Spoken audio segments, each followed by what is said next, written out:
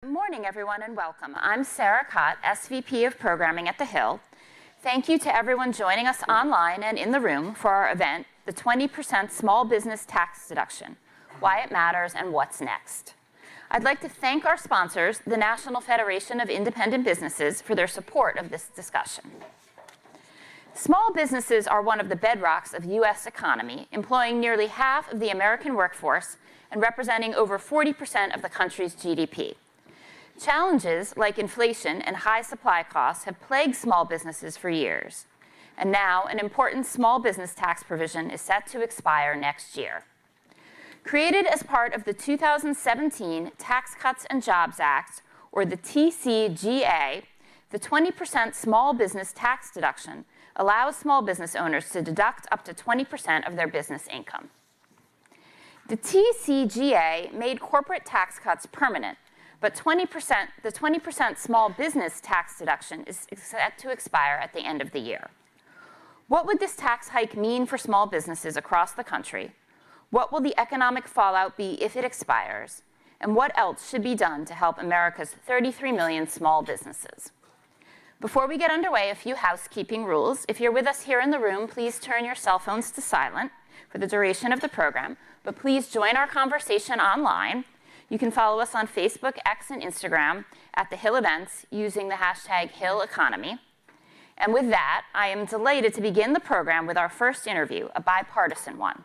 Please welcome The Hill's editor-in-chief, Bob Cusack, in conversation with Congressman Lloyd Smucker, a Republican from Pennsylvania, a member of the Ways and Means Committee and lead sponsor of the Main Street Tax Certainty Act, and Congressman Brad Schneider, a Democrat from Illinois and a fellow member of the Ways and Means Committee. Thank you, Bob. Well, thanks Sarah. And thanks for joining us. Got a good crowd today. It's been 2 weeks since the election. Congressman, start with you. Kind of thoughts about it. We're still digesting it. And what are the chances for bipartisanship? Because obviously Republicans have the trifecta. Yeah, so thank you for having us here, and I'm glad to be here with my friend Brad Schneider. I think there's perhaps an historic opportunity here because we do have, we're going to be seeing the largest tax policy package put forward since 2017. And sure, we have budget reconciliation that perhaps we can use, and probably that's the intent. Right. But I do think there's a real opportunity to do this in a bipartisan way. You see some hints of that on the Ways and Means Committee. We've worked together on a number of issues in the past session. And we have, I think, a general broad agreement on some facts as it relates to tax. We want an economy that is working for the American people. We want more people to be able to participate in the economy. We want an economy that incentivizes business development. We want to make it easier to start a new business, and then incentivizes additional investment. We want to make it easier to grow a business. We know that creates the jobs that are really, really important.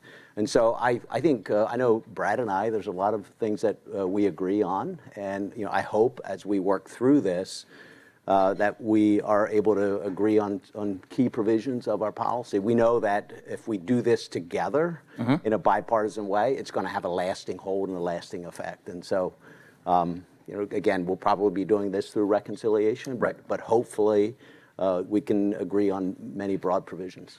Congressman Schneider, your thoughts? Well, thank you, and thank you for having me. It's good to be with all of you. As Lloyd said, we work well together. We're both on the Ways and Means Committee.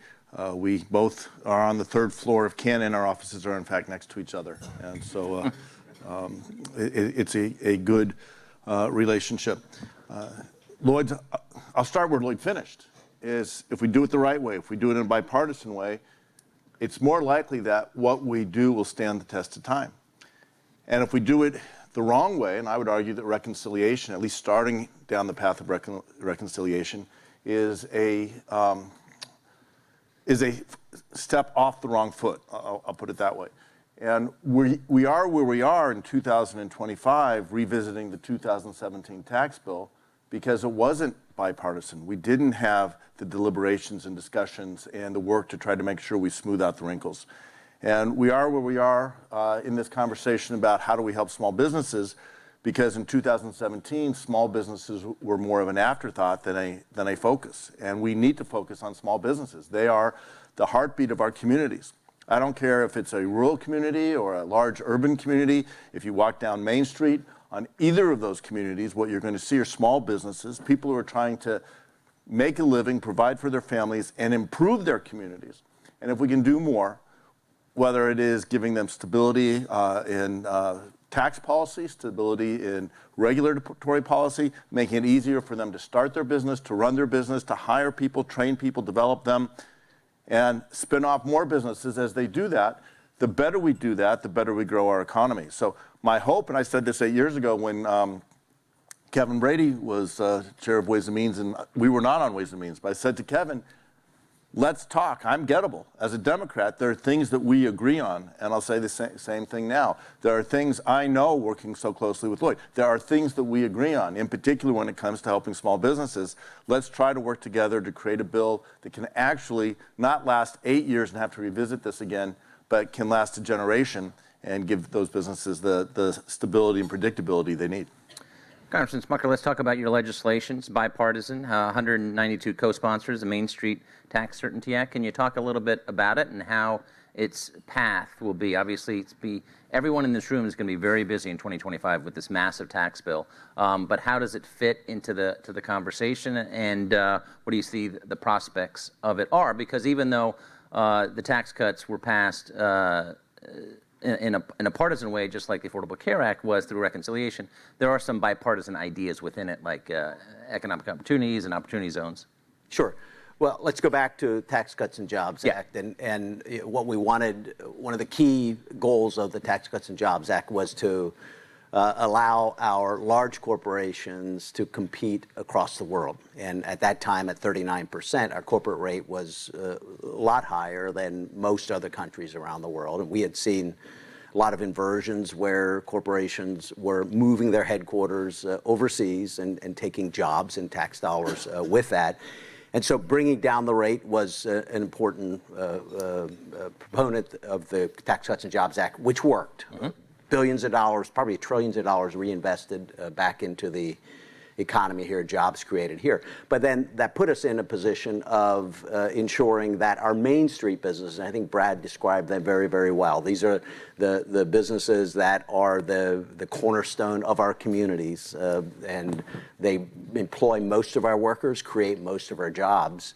These are pass-through organizations, so the tax structure is different. So this is your C corps, or I'm sorry, your S corps, your partnerships, your sole proprietors and LLCs. So the tax structure is different, and we want a tax structure that allows them to be able to be a level playing field and be able to compete with the Cs. And so the idea of the 199A, which was based on a provision 199 that had been in place in the tax code, was to do just that, to bring that top rate, that top individual rate down for those who have K-1 income, and provide a deduction across the top. And I think, again, it worked very, very, very well. It incentivized the kind of growth that we want to see. I have, it's the bill that I've introduced this cycle. It was Jason Smith's bill last cycle, but also head of the tax team, specifically focused on small business finance, small business tax structure. And we've held multiple roundtables, and we've heard from small business owners how those additional dollars back in their pockets allowed them to reinvest in their businesses, reinvest in their workers, and reinvest in their communities. Mm-hmm. And the impact it would have if we allow this to expire. If we allow this and the individual rates to expire, it'll be the largest tax increase in our history. And so our goal, of course, is to make this permanent, to provide the kind of predictability that small business owners want to see. And so it's a key provision of our agenda on what we think this tax policy, this tax package should look like. And as you mentioned, we have, I think, 192 sponsors now, a few Democrats on it as well. Right.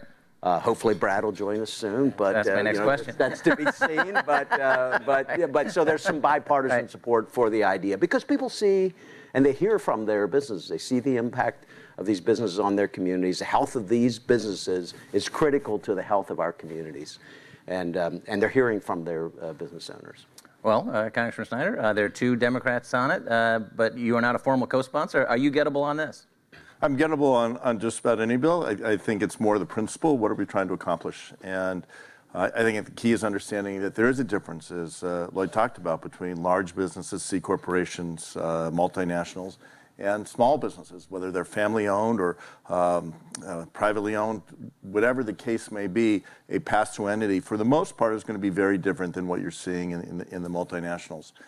And I've had the privilege of working both in large corporations as well as owning my own business and advising small businesses. I know when I was getting my MBA in the finance course, the corporate finance course, the professor asked the question, what is the right ratio of debt to equity to maximize returns? And it was a trick question because for a large corporation, the right ratio is 100% debt. The balance is the risk of default, but for large corporations, you're not risking your family farm in doing so. It's an entirely different world. The calculus is different, the formulations. For the closely held and family-owned business, first of all, they don't have access to the same capital markets. So for a small business, the key things that they require is a business model, access to talent, access to capital, and access to a stable business environment or stable political environment. And they don't have the same way to go to market for capital. They're either going to family and friends. They may be going to their local banks. Community banks are shrinking. Their opportunities are less. And they're going to have a group of advisors that are part of their team in a very different way than a large corporation. So maintaining that ability to be a LLC, to be an S Corp, to be a partnership, and to keep that closeness, to access that capital and invest in their people, in their products, in their adding a plant, whatever the case may be, in doing it in a way that is not the same as these large companies. That's why it's so important that we have a Main Street strategy. And so as to whether I'm gettable, I'm open to any discussion. My philosophy has always been I'll work with anyone who has a good idea, open mind, and a willingness to work together to solve our problems. Congressman, just want to follow up on Republicans. It's a good problem to have. You've got the levers of power, but they're small majorities. And unlike extending the Bush tax cuts, that was divided government, and now you have the option of reconciliation. And there are a lot of things that President-elect Trump promised that would not only extend the tax cuts, but go beyond that, not taxing tips, not taxing Social Security. How do you afford all this, especially when a lot of Republicans are saying we need a big increase in spending in defense, but there's been no indication that Trump wants to touch Medicare, Medicaid, or Social Security? Sure. So I think the situation is different than it was in 2017. We now have, we're at almost $36 trillion in debt, growing at about $2 trillion per year. Many of us know that, probably all of us know that that is completely unsustainable going forward. Right. It's the most predictable crisis that we can see coming because we've seen it happen many times throughout our history. And so we're now debating tax policy in the context of that environment, which again is different than it was in 2000. We had debt in 2017, but we've added pre-COVID trillions of dollars since then. And so one of the key questions in this, and I can't say that I have the answer on this today, but we have to look at what it's going to do to our debt picture going forward, what it's going to do to our debt to equity ratio. And I'll say this: we have time, but we're running out of time. The problem is solvable. We're at our highest debt to equity ratio than we've seen since the end of World War II. It took about 30 years after the end of World War II to work our way out of that. We get down to about a 20-30% debt to equity ratio by the mid 70s. And by the way, that was after we had to ramp up and during World War II. And today we're in a most dangerous environment geopolitically than what we've seen since World War II. And so, the question is, what is the impact of having this massive debt now if we're forced to confront problems around the world. But we've got to be thinking about that in the context of our tax policy. One of the only ways we can begin to change the trajectory is to have strong fiscal growth. Okay. CBO currently is projecting that our growth will only average about 1.6% on average for each of the next 30 years, compared to historic average of about 3%. And we've got to figure out a way to get our economic growth back up to closer to our historic norm. We have demographic issues. That's why we need immigration. We need more workers in the system. But we also have some technologies, AI and robotics, that could really improve productivity. So we have, I think, some hope on the horizon. But this is why tax policy is so critical at this time. We've got to have the right tax policy in place that incentivizes businesses to take risk and to grow the economy, and then generate additional revenue.